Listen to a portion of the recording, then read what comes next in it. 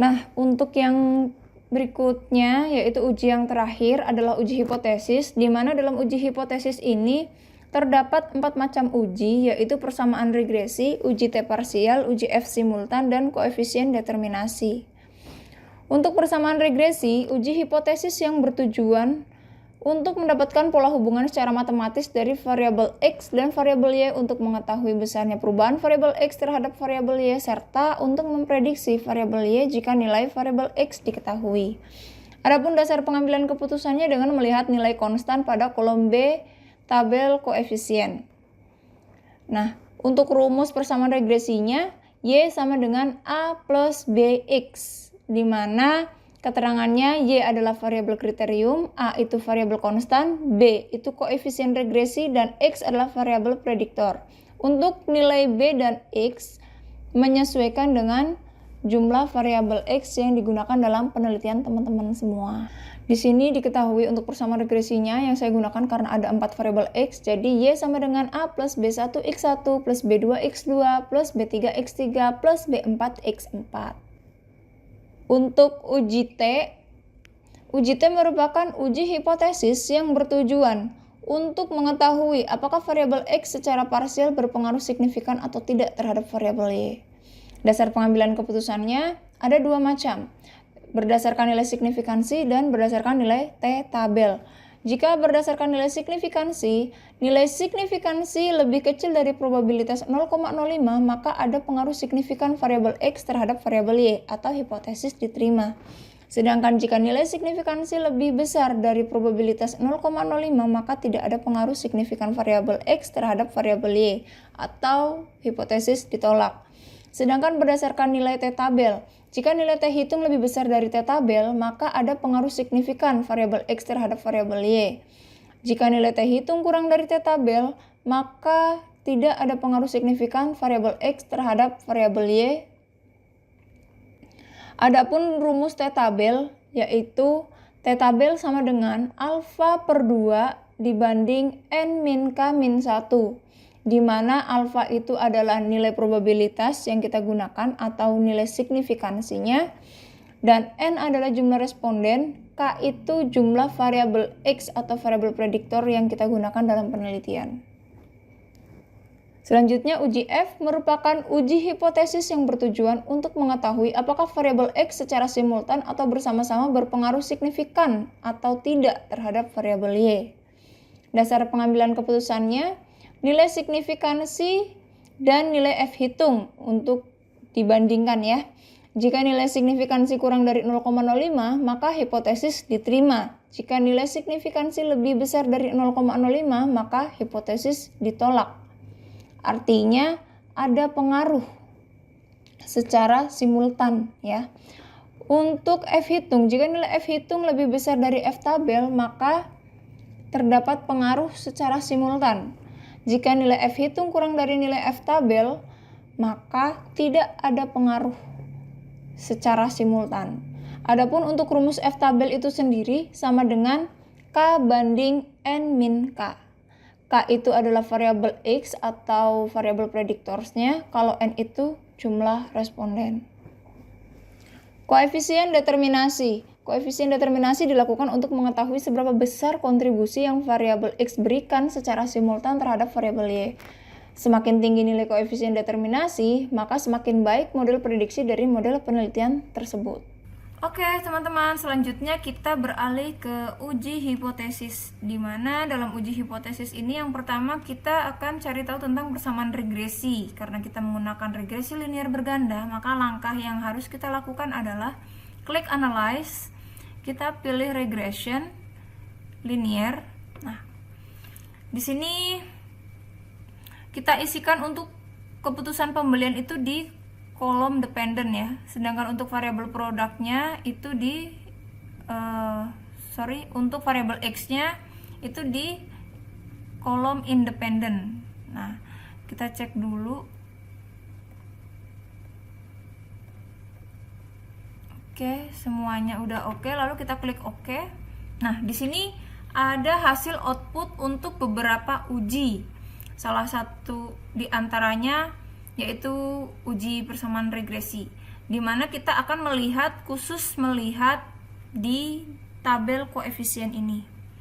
Nah, di tabel koefisien ini kita yang akan menjadi acuan adalah nilai signifikansi ini ya. Salah lagi, bukan. Dalam persamaan regresi, kita akan melihat pada tabel koefisien A di kolom B, unstandardized B. Yang ini ya, di kolom B. Yang ini yang akan kita gunakan untuk mengisi persamaan regresi tersebut. Rumus persamaan regresi yaitu Y sama dengan A plus B1X1 plus B2X2 plus B3X3 plus B4X4, karena variabel X-nya saya ada 4. Oke, untuk nilai konstan dapat dilihat 0,260. Nah, jadi nilai konstan sebesar 0,260 menyatakan apabila variabel X1, X2, X3, X4 memiliki nilai 0, maka Y sebesar 0,260 dan bernilai positif. Nah, untuk nilai koefisien regresi produk atau X1 sebesar 0,194. Artinya, jika nilai X1 naik satu satuan, maka keputusan pembelian akan mengalami kenaikan sebesar 0,194 atau 19,4%. Jika X1 mengalami penurunan, maka keputusan pembelian pun akan mengalami penurunan sebesar nilai 0,194 tersebut dengan asumsi variabel lain tetap. Nah, begitu juga untuk variabel-variabel X yang lainnya. Di sini kita cukup melihat untuk besaran nilai di kolom B saja. Oke teman-teman, lanjut untuk uji hipotesis yang kedua yaitu uji T. Nah, data kita sudah ada di sini. Untuk uji T, kita cukup melihat dari hasil tadi ya, dari persamaan regresi itu kan langsung muncul tuh. Ada uji T, untuk uji F, terus persamaan regresinya berikut dengan koefisien determinasinya. Nah, untuk uji T itu sendiri kita juga hanya melihat di tabel koefisien ini. Nah, di sini ada kolom T, ini untuk perbandingan T hitung dan T tabel, dan ini nilai signifikansinya. Berdasarkan tabel koefisien, dapat diketahui bahwa untuk nilai produk, nilai signifikansinya adalah 0,153, lebih besar dari 0,05, sehingga variabel produk tidak ada pengaruh signifikan terhadap keputusan pembelian secara parsial. Nah, untuk harga didapatkan nilai signifikan sebesar 0,069, itu lebih besar dari 0,05, sehingga untuk variabel harga juga tidak ada pengaruh signifikan secara parsial terhadap keputusan pembelian. Sedangkan untuk variabel promosi diketahui nilai signifikansinya itu 0,003, lebih kecil dari 0,05. Sehingga untuk variabel promosi terdapat pengaruh signifikan secara parsial terhadap keputusan pembelian. Untuk variabel tempat diketahui nilai signifikansinya adalah 0,667, lebih besar dari 0,05, sehingga tidak ada pengaruh signifikan secara parsial terhadap keputusan pembelian. Nah, untuk perbandingan nilai T tabel, di sini kita lihat di kolom T tabelnya yang ini. Contoh untuk produk, karena tadi tidak ada pengaruh secara perbandingan nilai signifikansi, kita lihat untuk T hitungnya itu 1,445, itu lebih besar daripada. Baik, untuk perbandingan T tabel kita melihat di kolom T ini. Diketahui bahwa untuk variabel produk nilai T hitungnya itu 1,445, di mana 1,445 itu lebih kecil daripada T tabel. Kita bisa lihat di sini untuk T tabel. Nah, kalian bisa download distribusi nilai T-tabel ya, karena jumlah responden yang digunakan dalam penelitian ini 75 responden, sedangkan variabel X-nya itu ada 4, sehingga diketahui untuk DF residualnya itu 70. Nah, 70 banding 0 T signifikannya itu 0,025. Dari mana 0,025? Dari rumus T-tabel.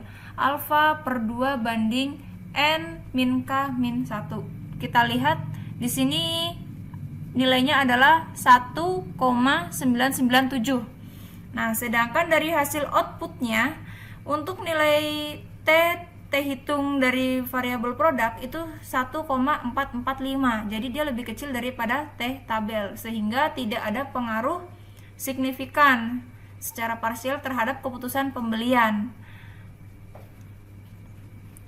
Untuk yang lain juga sama, kita lihat di variabel promosi ya. Di sini untuk variabel promosi ternyata T hitungnya itu 3,097.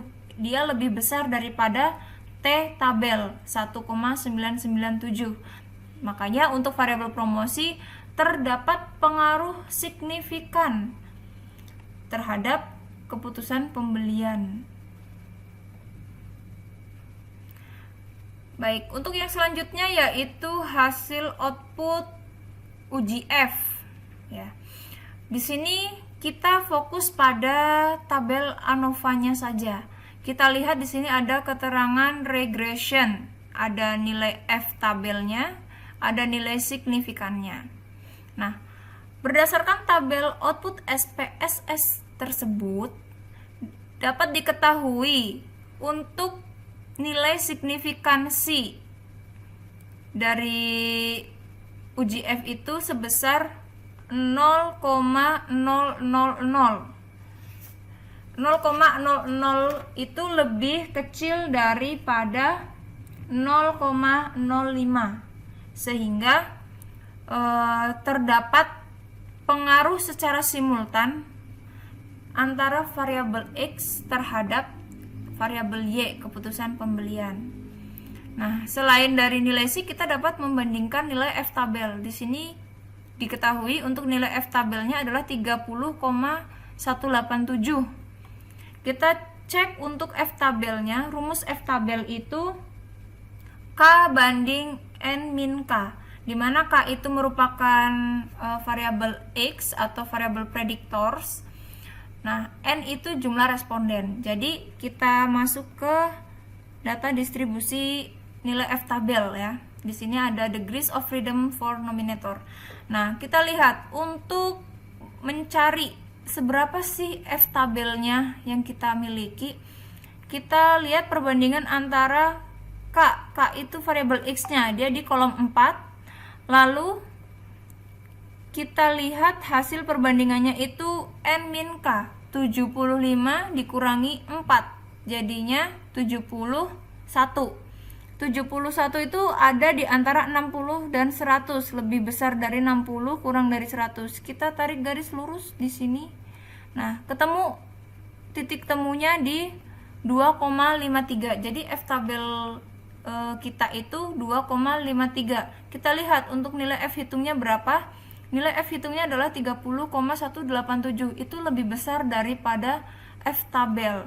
Maka dapat disimpulkan bahwa variabel produk, harga, promosi, tempat memiliki pengaruh signifikan secara simultan atau bersama-sama terhadap keputusan pembelian. Baiklah teman-teman, demikian hasil pembelajaran kita tentang uji statistik. Apabila ada penyampaian kata atau penjelasan yang masih kurang berkenan bagi teman-teman sekalian, saya mohon maaf. Dan semoga video kali ini bisa bermanfaat untuk teman-teman semua. Terima kasih, see you.